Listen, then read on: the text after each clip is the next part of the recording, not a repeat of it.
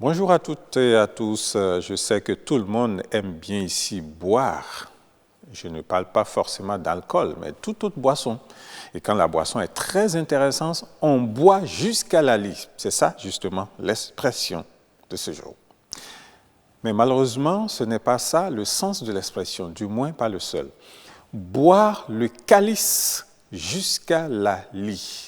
C'est en quelque sorte souffrir jusqu'au bout un mal ou une douleur, patiemment ou non. Subir une humiliation complète, par exemple.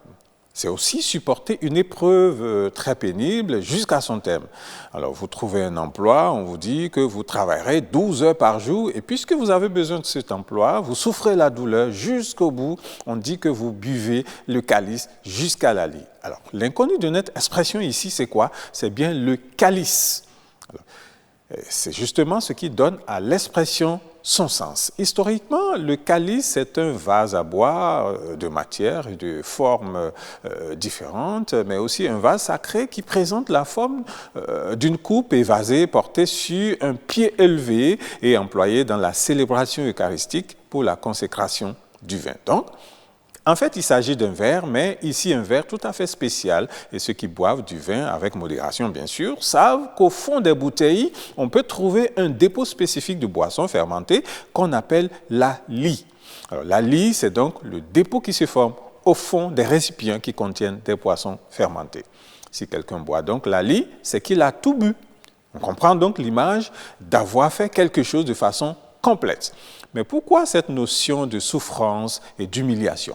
Alors, dans la langue d'Église, le mot calice vient du latin calix, avec un X bien sûr, et désignait une coupe, un vase à boire qui désignait dans le langage de l'Église la passion ou le sang du Christ.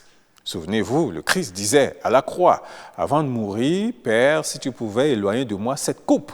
Et dans d'autres versions, vous verrez, si tu pouvais éloigner de moi le calice. Il parlait donc de la souffrance. Mais surtout, il représentait aussi la colère de Dieu.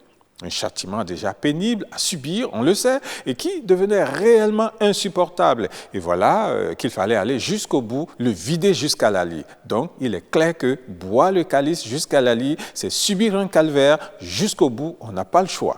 Quand vous quittez Boycon, par exemple, à moto, alors que vous devez vous rendre à Cotonou à temps et que la pluie vous surprend à Zobodomé, écoutez, buvez la pluie jusqu'à la dernière goutte.